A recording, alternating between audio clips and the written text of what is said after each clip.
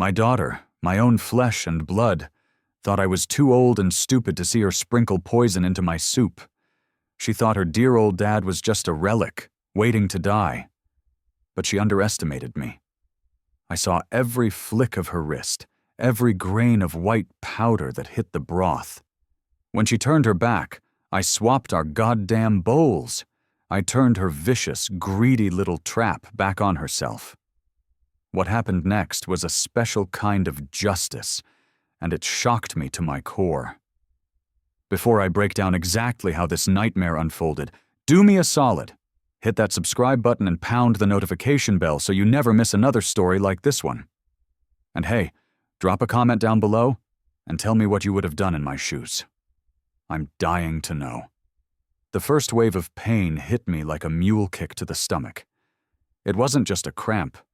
It was a violent, tearing agony that buckled my knees and sent me crashing to the cold linoleum of my own kitchen. I curled into a ball on the floor, my fingers digging into my gut, trying to physically claw out the fire that was ripping me apart from the inside. A cold sweat drenched my forehead, even as the evening chill crept in through the window above the sink. "Dad," Jessica's voice sliced through the haze of my torment. "Oh my God, what's wrong?" I tried to answer, to form words, but all that came out was a strangled gasp for air. The pain coiled deeper, a venomous snake twisting through my intestines. My vision swam, the edges blurring into a dark tunnel as I struggled to focus on my daughter's face, a pale, concerned mask hovering above me. "Something's wrong," I finally managed to grind out between clenched teeth. "My stomach feels like it's being shredded." Jessica knelt beside me, her hands fluttering over my shoulders in a practiced display of panic. "You look awful, Dad. You're completely gray," she said. Her voice had that familiar lilt of concern, the one she'd used since she was a little girl asking for a bigger allowance. But beneath it, almost undetectable, was a strange current of eagerness, a predatory hum that made my skin crawl even through the blinding pain. She pressed the back of her hand to my forehead. "You're burning up. You have a fever." "When did this start?" she asked, her brow furrowed in a perfect imitation of worry. "Just an hour ago," I gasped, using the leg of the kitchen island to try and haul myself up. "Right after lunch." "The sandwiches I made you," she said, her eyes widening. "Oh, Dad, maybe the deli meat was bad. I should have checked the date. I'm so sorry." The refrigerator hummed its monotonous tune, a stark contrast to the frantic drumming in my chest. The old grandfather clock in the hall, a relic from my own father, ticked away the seconds with cold, mechanical indifference. Every sound felt amplified, scraping against my raw nerves.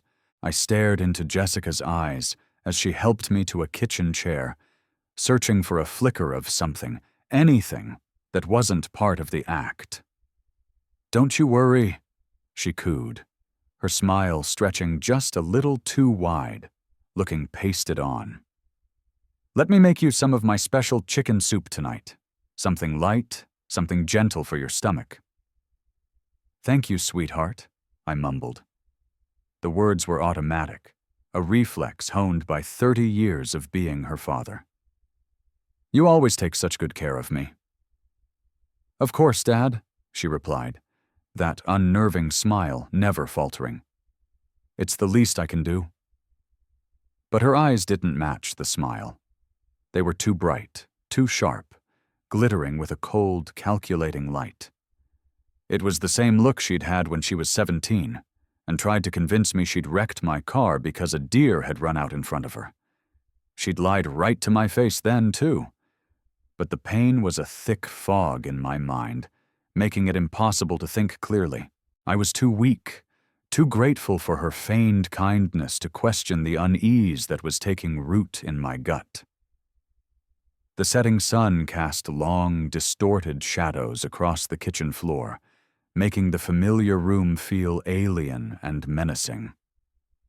The family photos on the fridge, Jessica's high school graduation, my wedding day with Eleanor, Christmases from a lifetime ago, seemed to mock me from a distant, happier past. I think I need to lie down, I said, my hand still pressed hard against my abdomen. That's a great idea, Jessica chirped, her voice a pitch too high. You go rest up while I get this dinner ready for you. You'll feel so much better after you eat, I promise. I just nodded, not trusting myself to speak. As I turned to face the daunting mountain of the staircase, I caught her reflection in the dark glass of the kitchen window.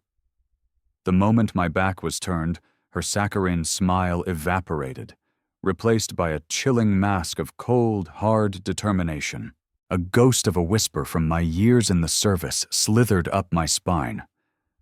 After 3 decades in the Army, 20 years in special operations, I learned to read people, to trust the feeling in my gut when something was off.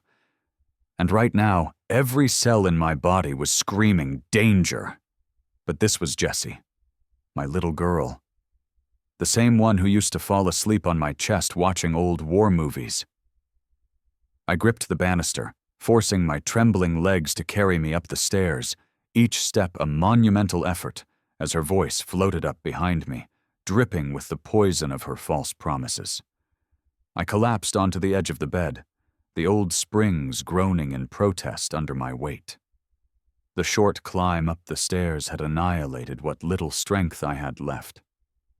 Through the bedroom window, I watched as dusk bled across the quiet suburban street, painting the neighbors' houses in somber shades of purple and gray. My eyes landed on the silver-framed photograph of Eleanor on my nightstand. It had been a decade since the cancer had taken her, but in moments of crisis, I still found myself reaching for the small bottle of her perfume she'd left behind. The smooth, cool glass was a tangible link to a time when our home wasn't filled with secrets and lies.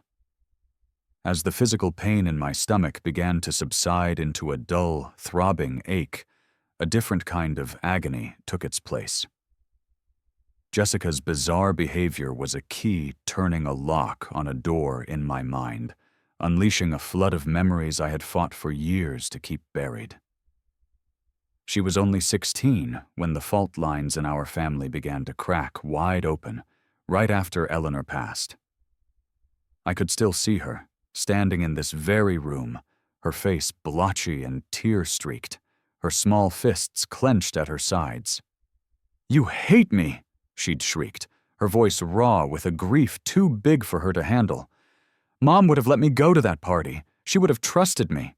I had tried to reason with her, to bridge the chasm that had opened between us, but my words, forged in the discipline of the military, were all wrong. "I'm just trying to protect you, Jessie. You don't understand how dangerous this world can be." But Eleanor would have known what to say. She was always the diplomat, the one who could translate my rigid code of conduct into a language our fiery, free-spirited daughter could understand. Without her, Jessie and I were just 2 strangers screaming at each other from opposite sides of a canyon of pain. The memory fast-forwarded a year. Jessie, 17, all dark eyeliner and ripped jeans, radiating teenage defiance. "Everybody else's parents are letting them go," she'd spat, dangling the car keys I had expressly forbidden her to touch. "You can't just lock me in this house forever." "As long as you live under my roof," I'd begun, the old, tired refrain of fathers everywhere. "Then maybe I won't live here much longer," she'd shot back. The threat hung in the air between us like a drawn blade. And she was true to her word. The day after her 18th birthday, she was gone. I watched from this same window as she tossed a duffel bag and a cardboard box into the trunk of her beat-up Honda. No hug. Not even a final, resentful glance back at the house. Just the percussive slam of a car door and the screech of tires on pavement. For 10 years, our relationship was a ghost, sustained only by a handful of terse birthday cards and obligatory 3-minute phone calls on holidays. I'd told myself it was for the best, that she needed her freedom. Then, a month ago, she materialized on my doorstep, a prodigal daughter with 2 oversized suitcases and the hollowed-out eyes of someone who'd seen the world chew them up and spit them out. "I need a place to stay for a bit," she'd mumbled, her gaze fixed on her worn-out sneakers. "Just until I get back on my feet." I'd opened the door without a single question, my heart aching with a desperate, foolish hope that this was our chance to mend what was broken. Maybe it was guilt. Maybe it was just the crushing loneliness of this big, empty house. But I'd been so determined to make up for lost time that I'd ignored every single red flag. The house settled around me with its familiar nighttime creaks and groans. Downstairs, the clatter of pots and pans signaled that Jessica was at work. The sounds should have been a comfort, a sign of life returning to these silent rooms. Instead, a cold dread coiled in my gut. I rubbed my temples, trying to fight the terrifying certainty that was beginning to dawn. The stomach ailment had been too sudden, too violent to be simple food poisoning. And Jessica's reaction? It was all wrong. My phone buzzed on the nightstand. An unknown number. The text was simple. "Checking in. Hope you're feeling better." Jay. My blood ran cold. She was right downstairs. Why the hell would she text me? I stared at the message, confusion battling with the residual pain. Then, a sharp crash from the kitchen, the distinct sound of shattering glass, followed by a sudden, unnerving silence. "Everything okay down there?" I called out, my voice tight. "Fine, Dad," she called back, her cheerfulness sounding thin and forced. "Just dropped a spoon." But I knew what I'd heard. It was glass, not silverware. I twisted my old wedding band around my finger, a nervous habit. Eleanor always said my years in intelligence had made me paranoid, that I saw enemies in every shadow. Maybe she was right. Maybe I was an old fool conjuring monsters out of thin air. But as I lay there, listening to the muffled sounds of my daughter's movements below, I couldn't shake the horrifying feeling that the girl who had returned to this house wasn't my Jessie at all. Her voice, syrupy sweet and utterly false, drifted up the stairs. "Dad, soup's ready. Come and get it." The summons pulled me from the murky depths of the past and into the terrifying present. I pushed myself off the bed, my legs still unsteady, and moved towards the stairs. Each downward step felt like a descent into enemy territory. The polished wood of the banister felt cool and solid under my hand, the only thing grounding me in a world that had suddenly tilted on its axis. "I'm coming, sweetheart," I called back, my voice a hollow echo of the paternal warmth I no longer felt. I paused in the kitchen doorway, my eyes taking in the scene like a reconnaissance drone scanning a battlefield. The room was bathed in the warm, inviting glow of the overhead light, and the comforting aroma of chicken broth and herbs filled the air. A perfect domestic illusion. Jessica stood with her back to me at the counter, her shoulders hunched. 2 steaming, identical white bowls sat side by side on the granite. But her posture was all wrong. It was tense, coiled, her movements furtive and quick. She was laser-focused on one of the bowls, stirring it with a frantic, jerky motion. My training took over, and my mind became a steel trap of observation. I watched as her hand darted to her jeans pocket and emerged with a small, clear glass vial, no bigger than my thumb. With a practiced flick of the wrist, she uncapped it and tipped a small mound of fine white powder into the bowl on the left. She stirred again, faster this time, dissolving the substance into the steaming broth. The movements were slick, efficient, terrifyingly professional. It was the motion of someone who had done this before. My breath hitched in my chest. The world seemed to grind to a halt. The ticking of the clock, the hum of the fridge, my own frantic heartbeat, it all faded away as a single, catastrophic understanding crashed over me.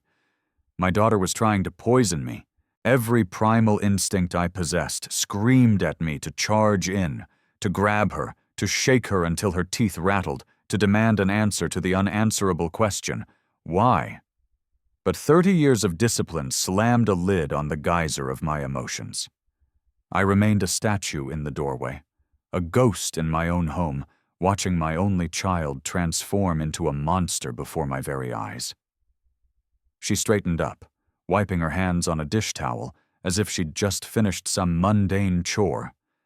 She palmed the now empty vial and slipped it back into her pocket. Then she turned, catching sight of me. "Almost ready," she sang, her voice painfully bright. "Just letting it cool for a second." I forced my legs to move, to walk into the kitchen as if I hadn't just witnessed my own attempted murder. "Smells incredible, Jessie. Just what I needed." "I made it specially for you," she said, gesturing to the bowls with that dead-eyed smile. "This should settle your stomach right down." The bowl on the left, the poisoned one, was positioned closest to my usual seat at our small kitchen table. The detail was not lost on me. She knew my habits. She had planned this down to the inch. "I'll just grab some of that sourdough you like from the pantry," she said, turning her back to the counter. That was her mistake. In the second she disappeared into the walk-in pantry, I moved. Years of training took over. My body flowed with a speed and silence I thought I'd lost to age. 1, 2, 3 silent steps to the counter. A quick, fluid motion of my hands, swapping the positions of the two bowls. I was back in my original spot before the pantry door even began to swing shut. The entire operation took less than 3 seconds. Jessica emerged, holding a loaf of bread, her face still plastered with that ghastly, cheerful mask. "Perfect timing," she said. "Let's eat before it gets cold." She carried the bowls to the table, unknowingly placing the poisoned soup directly in front of her own chair and the clean bowl in front of mine. I watched, my heart a block of ice, as she sat down across from me, completely oblivious that her deadly little scheme had just been turned back on itself. "So, how is it?" she asked, her eyes gleaming with anticipation as I raised the first spoonful to my lips. "It's perfect, sweetheart," I said, my voice impossibly steady. "Delicious, thank you." And it was good soup. That was the sickest part. Teresa had always been a fantastic cook when she wanted to be. She took her first sip, and I scanned her face for any hint of suspicion, any recognition of a strange taste. Nothing. She ate with relish, shooting me glances from time to time, clearly waiting for me to keel over. The minutes crawled by, punctuated only by the scrape of our spoons against the ceramic bowls. I watched every breath she took, every subtle movement, waiting. How long would it take? What the hell had she used? "You seem to be feeling better already," she observed, dabbing her lips delicately with a napkin. "The color's coming back to your cheeks." "I am," I said, the lie tasting like ash in my mouth. "Much better. Thank you for taking such good care of me." The words were a betrayal of every emotion raging inside me, a gut-wrenching irony. My daughter, the person I was supposed to protect above all else, had just served me my own death sentence, and was now consuming it herself. "Well," I said, pushing my chair back from the table, "I should probably get some rest. Let this work its magic." "Of course," she replied, standing to clear the table. "You go on up. I'll take care of everything down here." I noticed she carefully avoided looking at her own bowl, now almost empty. Was she feeling anything yet? Were the effects delayed? "Good night, sweetheart." "Good night, Dad," she chirped. "Sweet dreams." That last casual endearment was a dagger in my heart. I climbed the stairs for the second time that night, but now my legs weren't shaking from illness. They were trembling with the horrifying, world-shattering knowledge of what my daughter had just done. I locked my bedroom door behind me, the small click of the deadbolt offering zero comfort. Sleep was a country I would not be visiting tonight. Every time my eyelids drooped, the image burned itself onto the back of my retinas. Jessica's hands. The hands I used to hold when she crossed the street, tipping white powder into a soup bowl. My daughter? The little girl I taught to ride a bike? The teenager I walked across the stage at graduation? She had just tried to snuff out my life for reasons I couldn't begin to fathom. I paced the confines of the room like a caged wolf, from the window overlooking the silent street to the locked door and back again. The glowing red numbers of the digital clock on the nightstand were a form of torture. 9:47, 9:48, 9:49, each minute stretching into an eternity as my mind spun in a vortex of horror and disbelief. What had she used? Where does a 32-year-old woman even get her hands on something like that? And the most agonizing question of all, how long had she been planning this? At midnight, my old habits took over. I moved through the house with a practiced stealth, checking every window latch, every lock, my senses on high alert. I was no longer a father in his home. I was a soldier in hostile territory. The smiling faces in the photographs on my dresser seemed to leer at me now. There was Jessie at 16, beaming with pride, holding up her new driver's license. Had the seed of this monstrous plot already been planted in her mind back then? At what moment did my child decide I was worth more dead than alive? I unlocked my filing cabinet and pulled out my last will and testament, spreading the documents out under the dim glow of my reading lamp. The legalese was clear and stark. Everything went to her. The house, my military pension, the life insurance policy worth $250,000. It was a motive, cold and simple. But why now? What had made her so desperate? Her secretive behavior over the past month suddenly snapped into horrifying focus. Her endless questions about my finances, her newfound interest in my daily medications, her insistence on cooking every single meal. My phone buzzed again. Another text from that same unknown number. Hope you're sleeping well tonight. Jay. I moved to the window. Her beat-up sedan was still parked in the driveway, a dark shape under the pale moonlight. A single light glowed from the kitchen. Was she sick yet? Was she trying to build an alibi with these texts? A memory surfaced, so vivid it made my chest ache. Jessie, age 12, standing on a step stool in this very kitchen so she could reach the stove. Eleanor was in the hospital for some tests, and Jessie was determined to surprise her with homemade chicken noodle soup. We'd stood side by side as I guided her clumsy hands. "The secret ingredient is love, Daddy," she had said, with all the profound wisdom of a child. Tonight, the secret ingredient was poison. By 2 a.m, the inferno of my rage had cooled, hardening into something far more dangerous. A block of pure, glacial resolve. This wasn't just a family dispute. This was attempted murder. The strategist in me took over. The part of my brain that had kept me and my men alive in places where death was a constant companion. Assess the threat. Gather intelligence. Plan the counteroffensive. Tomorrow morning, the war would begin. I would confront her. I would watch her face as the truth dawned, and I would record her every word. The house below had fallen silent an hour ago. I stood by my door, listening, straining to hear any sound. A creaking floorboard, a muffled cough, a footstep. Nothing. Sleep was not an option. Not tonight. Not while my would-be killer was under my roof.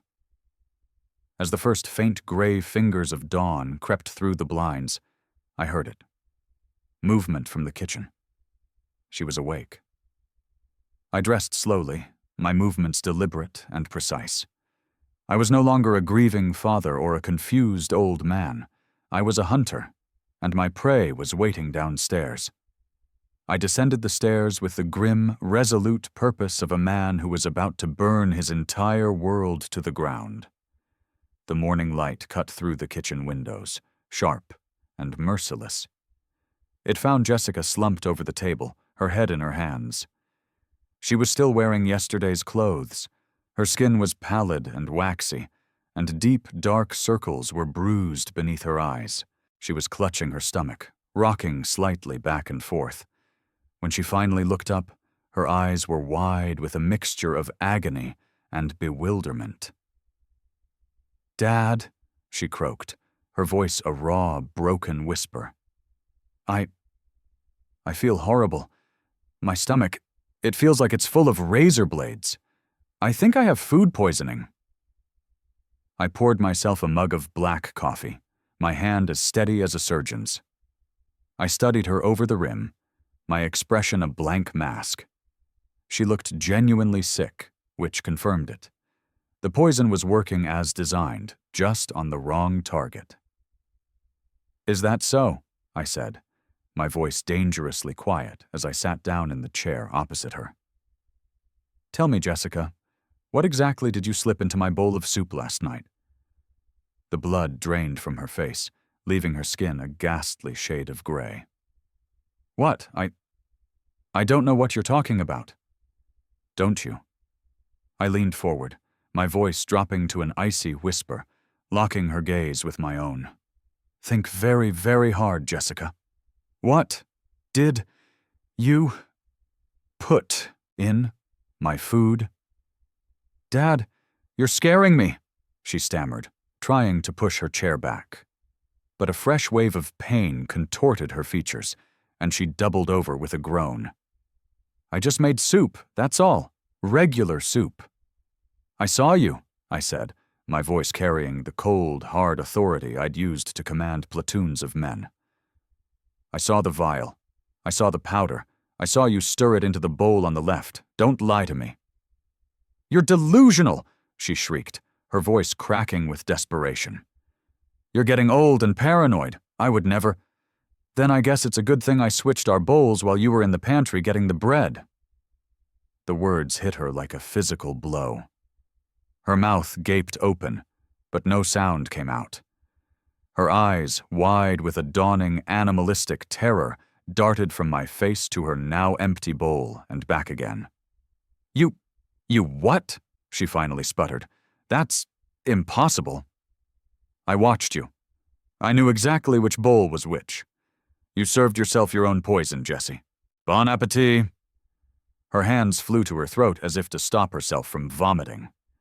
"No," she chanted, shaking her head frantically. No, this can't be happening." "You tried to murder your own father," I said, each word a block of granite dropping between us. "So you tell me, how does your own medicine taste?" She staggered to her feet, swaying like a drunk. "You don't understand. I wasn't trying to kill you." "Then what the hell was it? A vitamin supplement?" "I needed the money, Dad," she sobbed, the tears finally breaking free, carving clean tracks through the grime on her pale cheeks. "I'm in so much trouble. I thought if maybe you got sick enough to have to go to the hospital for a while." "You thought you could cash in on my life insurance policy," I finished for her, the rage I'd kept dammed up all night finally bursting forth. "You couldn't wait for me to die, so you decided to give nature a helping hand." "It wasn't supposed to be fatal," she wailed, clutching her gut. "Just a little something to make you weak, disoriented, maybe trigger a small heart attack. It was supposed to look natural." The cold, calculated cruelty of it, the casual way she discussed my potential demise, was more chilling than any crime of passion could ever be. This wasn't grief or anger. This was a business transaction. "Get out," I said, my voice barely a whisper, yet it cut through her sobs like a razor. "Get out of my house. Dad, please listen. Get out! I roared, surging to my feet so fast that my chair crashed to the floor behind me. You have 10 minutes to pack a bag with whatever you can carry, and then I never, ever want to see your face again. She stumbled backward towards the hall, then turned, her eyes wild with a cornered animal's desperation. You can't do this! I'm your daughter!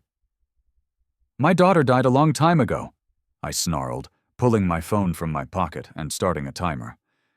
You have 9 minutes left, unless you'd rather I just called the police. That did it.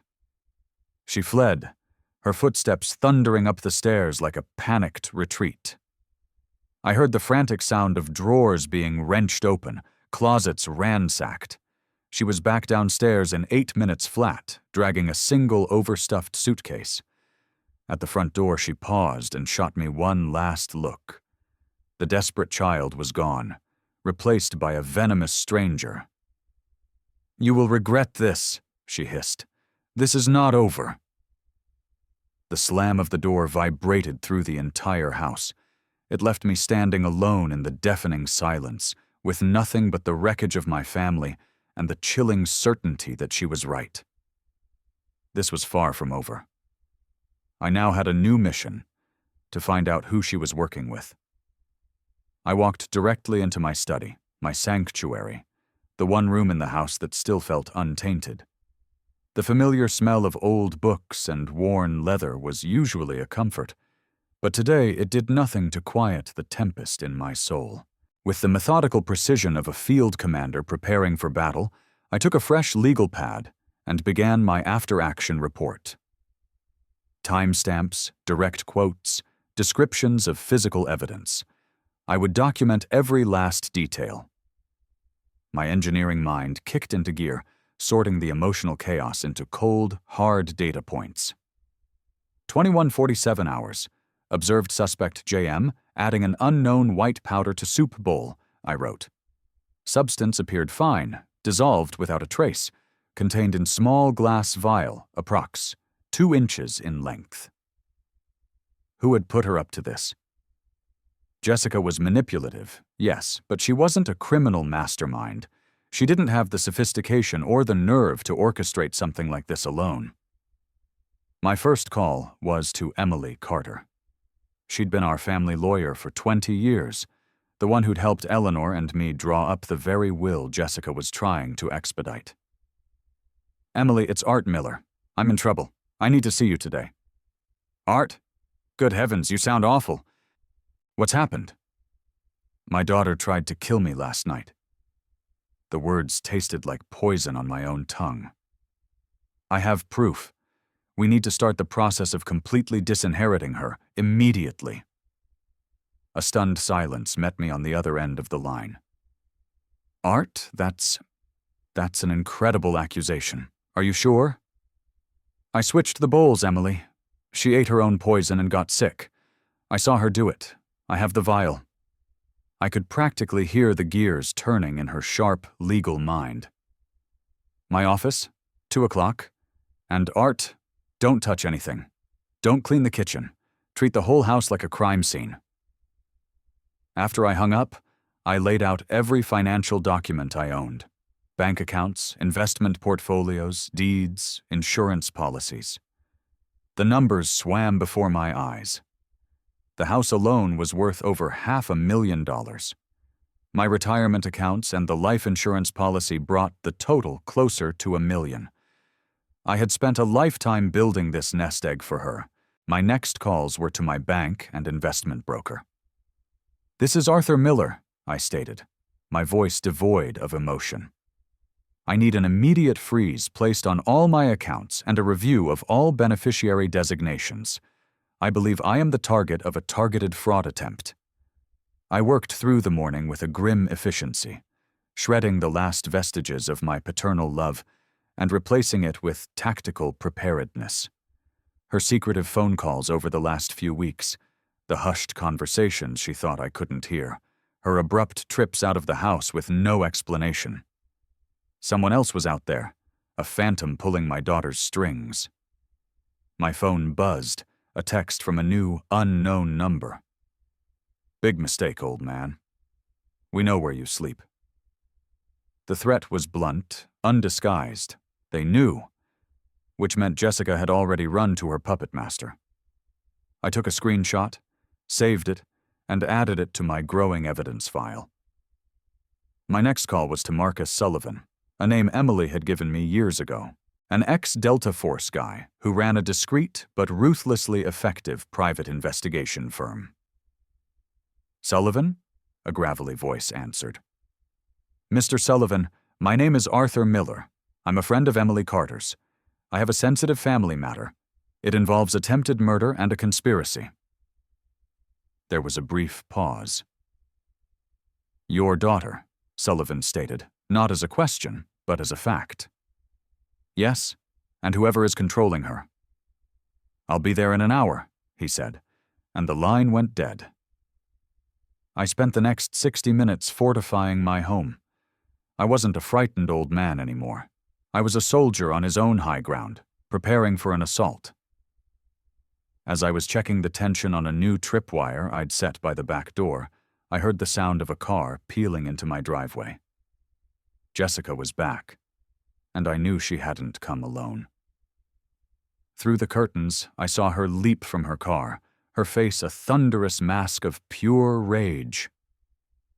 She wasn't alone. A man slid out of the passenger seat. He was lean and predatory, wearing a suit that was too expensive for its own good, with the kind of slick, rehearsed charm that could fool the desperate. Hubert Klein, I presumed, or whatever name he was using this week. I remained in my leather armchair in the study, my heart beating a slow, steady, deliberate rhythm. I had already made my move. Now it was their turn. The front door didn't just open. It exploded inward, the cheap wood of the frame splintering as he kicked it clean off its hinges. "You think you're clever, don't you, you old bastard?" Jessica shrieked, her voice echoing in the hall.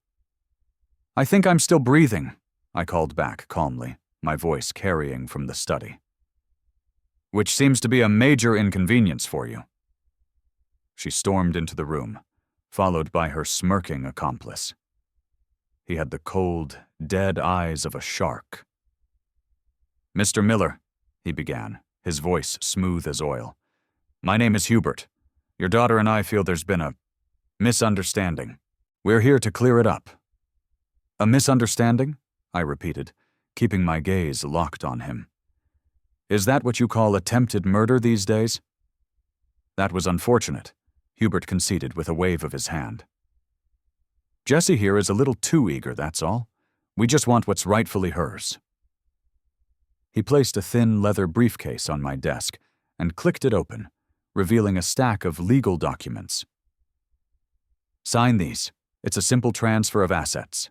The house, the investment accounts. Sign them over to your daughter, and we walk away. No one else has to get hurt." "And if I tell you both to go to hell?" "Dad!" Jessica snapped. "Don't be stupid! Just sign it!" Can you imagine it? Sitting there, face to face with the child who tried to end your life, watching her and her parasite of a boyfriend threaten you in your own home. The minutes stretched into an eternity. If you're finding this story as unbelievable as I did living it, do me a favor and smash that like button. It tells the algorithm that you've got good taste. Now, back to the showdown. "You can't prove a thing," Hubert said, his oily smile never wavering. "It's the word of a confused old man against his loving, concerned daughter." "Actually," I said, leaning forward slightly, "I can prove everything." I gestured discreetly towards the smoke detector on the ceiling and the bookshelf behind them. "My associate, Mr. Sullivan, is a big believer in documentation. This entire conversation from the moment you kicked in my door is being recorded, high-definition video and audio." Hubert's smile didn't just falter. It shattered. His eyes darted around the room, finally spotting the tiny, almost invisible lens of a micro camera. "That's illegal. You can't record us without our consent." "In this state, I can," I replied. the ghost of a smile playing on my own lips. It's a one-party consent state. And I gave my consent the moment I had them installed yesterday. The shark's composure finally broke. "You senile old fool," he snarled, taking a menacing step towards me. "You're going to sign these papers or I will break every bone in your body." "Dad, please, just do what he says," Jessie pleaded, her voice trembling now, the bravado gone. "Will you leave then?" I asked, looking straight at her. "Leave me in peace? The way you left me to die after serving me poison?" "It wasn't poison," she screamed. "It was just something to make you sick!" Hubert lunged, grabbing the pen from the desk and shoving it into my hand. "Enough! Sign it now!" I looked from the papers to my daughter's terrified face to the criminal who had twisted her into this monster. And then I pressed the small, discreet button I had installed under the arm of my chair. The first distant wail of a siren cut through the tension like a hot knife. Hubert froze, his head snapping towards the window as the sound grew rapidly closer. Red and blue lights began to flash against the drawn curtains, washing the room in a pulsating, strobing light. Jessica's face went chalk white. You called the cops," she whispered in disbelief. "A silent alarm," I explained calmly. "Very efficient." The sound of multiple cars screeching to a halt outside, of doors slamming, of heavy booted footsteps on my lawn. Hubert glanced around wildly, a cornered rat looking for an escape route he knew didn't exist. "Chicago PD!" a voice boomed from the shattered front door. "We have the house surrounded!" Detective Reynolds, a man Emily had put me in touch with, appeared in the study doorway, his sidearm drawn and steady. Behind him, 2 uniformed officers fanned out. "Mr. Miller," Reynolds said, his eyes taking in the scene. "You reported a break-in and extortion attempt." "That's them, Detective," I said, gesturing with my head. "I have it all on tape for you, including their confession to the earlier attempt on my life." "This is bullshit," Hubert blustered, taking a step forward before freezing as 3 guns were trained on his chest. "Put your hands behind your back, sir," Reynolds said, his voice flat and commanding. "Dad, don't do this," Jessica begged, tears streaming down her face as an officer moved towards her. "Please, we're family." "Family doesn't poison each other for an inheritance," I said, my voice as cold and hard as the barrel of the detective's gun. The officers were efficient.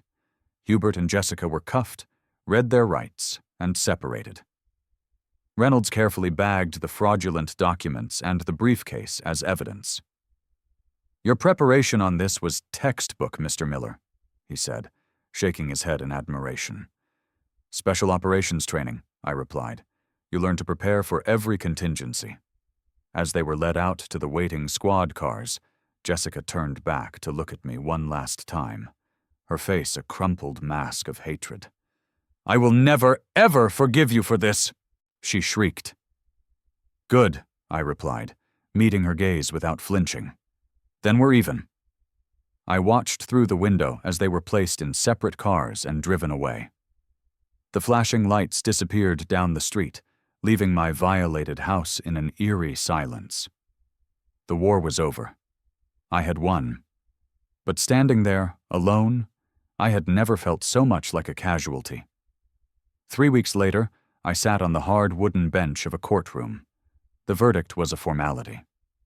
Between my testimony, Marcus Sullivan's meticulous investigation, and their own videotaped confessions, Jessica and Hubert never stood a chance. Guilty. On all counts. Conspiracy to commit murder, attempted poisoning, breaking and entering, extortion. The judge didn't hold back. Hubert, with his long list of prior offenses, was sentenced to 20 years in a maximum security prison. Jessica, due to a lack of a prior record and her lawyer's pathetic attempts to paint her as a victim, received a sentence of 6 years.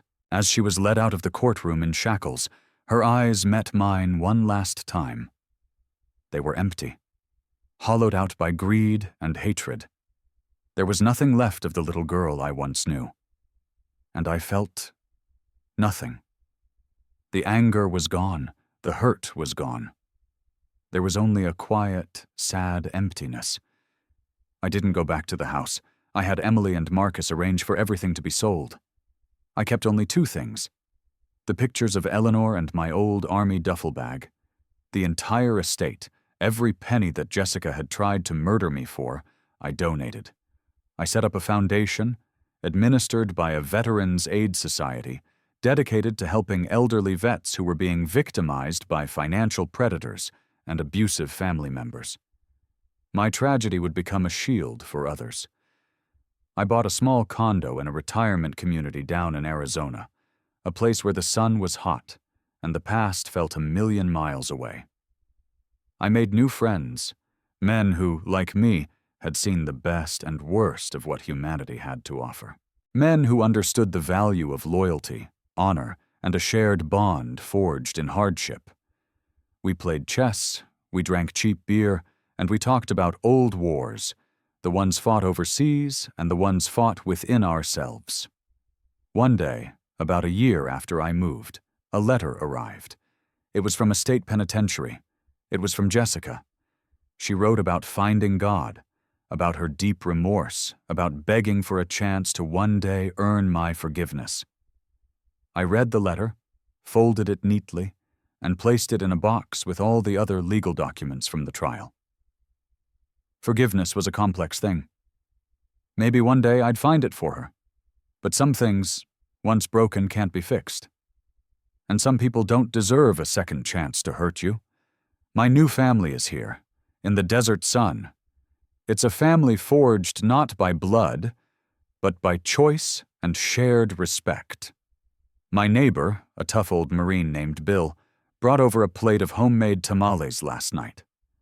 My life is quiet now, and it is peaceful. I am no longer a target. I am a survivor. And that's my story. It's how the most horrific betrayal of my life led me to a new purpose, a new home, and a new understanding of what family truly means. If this story resonated with you, if you believe that good can come from even the darkest of times, please share this video with someone you think needs to hear it. And don't forget to check out another one of our stories by clicking on the box right there on your screen. Thank you for listening. Stay vigilant and take care of each other.